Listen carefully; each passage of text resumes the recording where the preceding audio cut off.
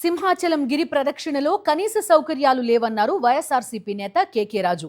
సంప్రదాయానికి విరుద్ధంగా తొలి పావంచాలు ఏర్పాటు చేశారని, తొలి పావంచాలపై హోంమంత్రి ప్రకటన చేయడమేంటని ప్రశ్నించారు. దేవాదాయ మంత్రి సింహాచలం ట్రస్ట్ ఎక్కడా కనిపించలేదన్నారు. అప్పన్న భూములను డేటా సెంటర్కు ఇచ్చి పాపం చేశారని ఆగ్రహం వ్యక్తం చేశారు కేకే రాజు. సీనియర్ నాయకులైనటువంటి దేవాదాయ ధర్మశాఖ మంత్రి గారు ఏమైనా మౌనవ్రతం కానీ తీసుకున్నారా పౌర్ణమితో? గతంలో విశాఖపట్నానికి సంబంధించి వరాహలక్ష్మీ నరసింహస్వామి సందనోత్సవంలో జరిగినప్పుడు కూడా దేవాదాయ ధర్మశాఖ మంత్రి వర్యులు సరిగ్గా స్పందించారు. ఇంత పెద్ద కార్యక్రమం, ఇంత పవిత్రమైన కార్యక్రమం, ఇంత విశిష్టమైన కార్యక్రమం, ఇంత పెద్ద కార్యక్రమం జరుగుతున్నప్పుడు ఆయన మౌనవ్రతంలో ఉండి ఆ శాఖ మంత్రిగా ఉండి వరాహలక్ష్మీ నరసింహస్వామి వారిని పట్టించుకోవడం అనేది చాలా దురదృష్టకరం. అదేవిధంగా చైర్మన్ గారు కావచ్చు, లేకపోతే ట్రస్ట్ సభ్యులు కావచ్చు, మీరేం చేస్తున్నారు? ఎప్పుడైనా ఒక టెంపుల్కి సంబంధించి మీరు ఆచారాలను ఏదైనా మార్చితే దానికి ఏ ధర్మం ప్రకారం, ఏ శాస్త్రం ప్రకారం, ఏ సనాతన ధర్మం ప్రకారం మీరు చేస్తున్నారనేది చెప్పాల్సింది ఎవరు? పండితులు చెప్పాలి.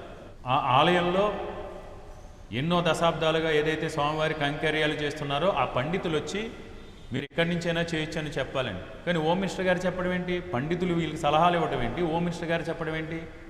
అసలు ఎక్కడుంది? కేవలం మీరు భక్తుల్ని తప్పుదోవ పట్టించడం వల్ల, మీ ప్రచార ఆర్భాటాల కోసం ఇన్ని లక్షల మంది వచ్చారు అని మీరు చూపించుకోవడం కోసం, మీ తాపత్రయం వల్ల, మీ నిర్లక్ష్యం వల్ల మీకు అసలు లెక్కే లేదు.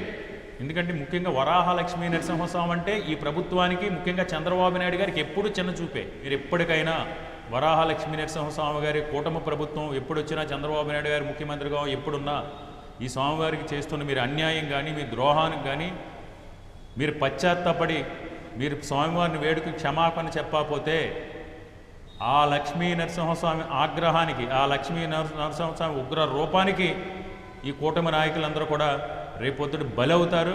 ఆగ్రహానికి గురై మీకు సరైన శిక్ష దేవుడు విధిస్తాడని సందర్భంగా మీడియా మిత్రుల ద్వారా తెలియజేసుకుంటున్నాం. మరిన్ని అప్డేట్స్ కోసం ఛానల్ను సబ్స్క్రైబ్ చేయండి. నోటిఫికేషన్స్ కోసం బెల్ ఐకాన్ పై క్లిక్ చేయండి.